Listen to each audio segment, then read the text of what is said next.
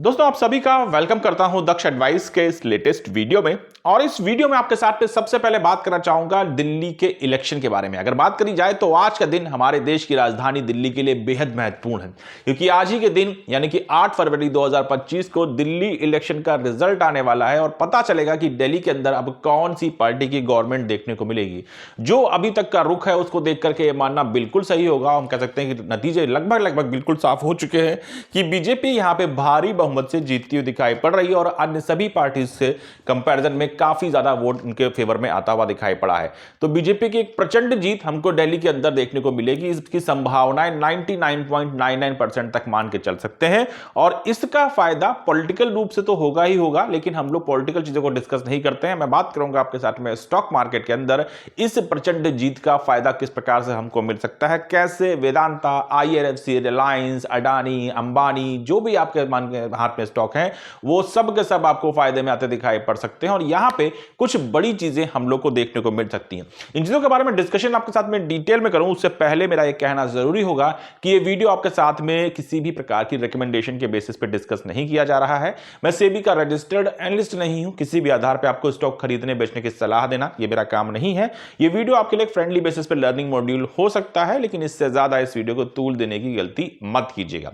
अब बात करते हैं आपके साथ में वापस से इधर आकर के। तो सबसे पहले देखा जाए कि वेदांता जैसा स्टॉक मार्केट के अंदर है, IRFC जैसे स्टॉक मार्केट के अंदर है, या मार्केट के अंदर लिस्टेड तकरीबन 1500-1600 कंपनीज जो हमको देखने को मिल रही हैं, उन सब के बारे में बात करी जाए, उन सब के लिए ये इलेक्शन काफी महत्वपूर्ण नतीजे लेकर के आ सकता है। अब बात करते हैं यहां पे जो इस समय वोट काउंट चल रहा है, तो कुल मिलाकर के यहां पे 35-36 सीट की रिक्वायरमेंट होती है किसी भी पार्टी को दिल्ली के अंदर अपना गवर्नमेंट बनाने के लिए। इस समय जो ताजा हालात हैं, 45 सीट्स के ऊपर बीजेपी लीड करती दिखाई पड़ रही है। 11 सीटें वो ऑलरेडी जीत चुकी, ना बचेगा 10 सीटें वो ऑलरेडी जीत चुकी है और अन्य कोई भी पार्टी उसके आधे नंबर पे भी पहुंचती हुई नहीं दिखाई पड़ रही है। तो जो रिक्वायरमेंट है उससे तकरीबन वो 10-9 सीटें आगे ही देखने को मिल रहे हैं और अभी मुझे लगता है कि जैसे जैसे समय बढ़ेगा ये काउंट और भी ज्यादा मजबूती से आगे बढ़ सकता है। तो देखिए, पॉलिटिकल तरीके से आप क्या सोचते हैं क्या नहीं सोचते हैं ये आपकी अपनी चॉइस है, वो आपकी अपनी मर्जी है। मैं बात करूंगा यहां पे स्टॉक मार्केट के बारे में। तो देखिए, अगर बीजेपी की गवर्नमेंट दिल्ली के अंदर भी अपना यहां पे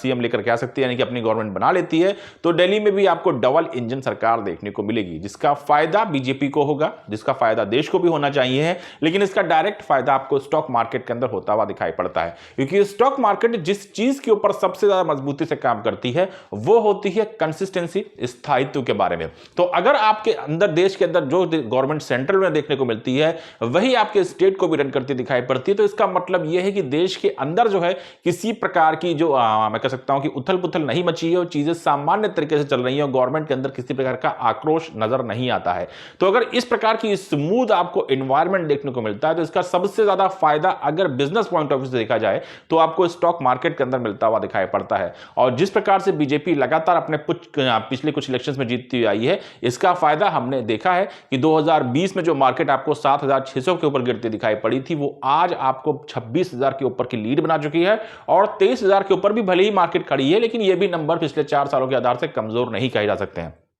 तो इन चीजों को अगर समझने का प्रयास किया जाए तो ओवरऑल मैं कह सकता हूं कि स्टॉक मार्केट के नजरिए से अगर इस प्रकार के इलेक्शन रिजल्ट्स को देखा जाए तो यह काफी बड़ी अचीवमेंट और स्थायित्व हमारे लिए लेकर के आते हैं और आने वाले समय में यह हमारे स्टॉक मार्केट के लिए एक मजबूत और एक ठोस कदम लेते हुए दिखाई पड़ते हैं। अब मैं आपसे यह नहीं कहूंगा कि इसका फायदा आपको मंडे को ही मिल जाना चाहिए, क्योंकि जिस प्रकार के डाउ के फ्यूचर्स एंड हुए, जिस प्रकार डाउ की क्लोजिंग हुई है वो काफी ज्यादा भयानक थी। हो सकता है कि आपको मंडे ट्यूजडे में परिणाम देखने को ना मिले, लेकिन अगर आप लॉन्गर रन में किसी चीज को देखने का प्रयास करते हैं, स्टॉक मार्केट के अंदर लॉन्ग टर्म की चीजों को देखने का प्रयास करते हैं, तो सबसे ज्यादा जो चीज इंपॉर्टेंट होती है वो होती है मजबूती, कंसिस्टेंसी। उसके बाद में कहीं ना कहीं गवर्नमेंट के जो डिसीजन होते हैं उनके ऊपर आपको आने वाले समय में स्टॉक मार्केट डिपेंड करती दिखाई पड़ती है। अब इसका मतलब यह हुआ कि जो भी सेंट्रल गवर्नमेंट की तरफ से जो रूल्स एंड रेगुलेशंस निकल करके आएंगे, जो भी यहां नए प्रोजेक्ट्स आपको देखने को मिलेंगे, मैं फिर से वापस से बात करना चाहूंगा वेदांता के लिए जो सेमीकंडक्टर चिप बिजनेस है उसके बारे में, IRFC के अंदर जिस प्रकार की हम लोग को लगातार बातें चर्चाएं हुई हैं, अभी मैंने रिसेंट टाइम में आपके साथ में स्टॉक को डिस्कस भी किया हुआ है।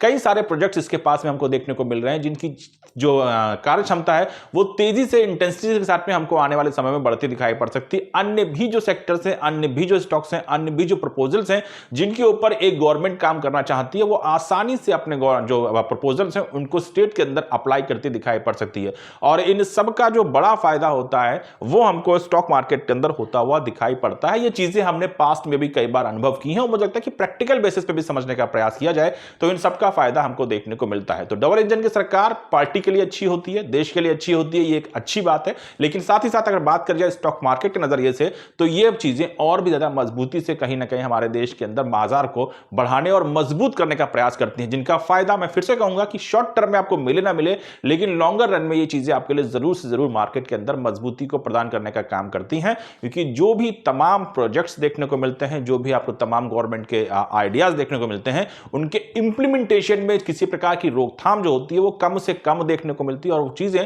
गवर्नमेंट के द्वारा समय बचा करके तेजी से मार्केट के अंदर इंप्लीमेंट की जा सकती हैं। अब देखने वाली बात यह होगी कि आने वाले समय में बीजेपी गवर्नमेंट किसको यहां पे दिल्ली के अंदर अपने सीएम के रूप में लेकर के आती है और कौन यहां पे सीएम बनकर के किस प्रकार के डिसीजंस को लेता है। लेकिन अभी तक की अगर नजरिए के हिसाब से देखा जाए तो ये रिजल्ट्स कहीं ना कहीं बीजेपी के लिए बढ़िया है, देश के लिए भी बढ़िया नजर आते हैं और साथ ही साथ अगर बात करी जाए इस समय में तो स्टॉक मार्केट के लिए भी काफी बेहतर होते हुए दिखाई पड़ते हैं। फिलहाल इस वीडियो का उपयोग आप किसी प्रकार से पॉलिटिकल इश्यू में मत कीजिएगा, किसी प्रकार से मार्केट के अंदर खरीद बेच के लिए मत कीजिएगा। इसको सिर्फ और सिर्फ एक जनरल ओवरव्यू के आधार पर अंडरस्टैंड करने का प्रयास कीजिए। उनके बेसिस पर अगर स्टडी करना चाहें तो करने का प्रयास कर सकते हैं। पास्ट की जो हिस्ट्री है स्टॉक मार्केट की और किसी भी गवर्नमेंट की उसको देखने समझने का प्रयास करें तो उन कंपैरिजन के लिए यूज कर सकते हैं, अपने फाइनेंशियल एडवाइजर से यूज कर इसके साथ में डिस्कशन कर सकते हैं। लेकिन चीजों को आंख बंद करके बिलीव करके मार्केट के अंदर इंप्लीमेंट करने की गलती नहीं करनी है। फिलहाल इस वीडियो को यहां पे एंड करूंगा। आपके साथ में जल्द ही मुलाकात होगी किसी अन्य वीडियो में किसी अन्य स्टॉक की चर्चा करते हुए। तब तक के लिए थैंक यू सो मच,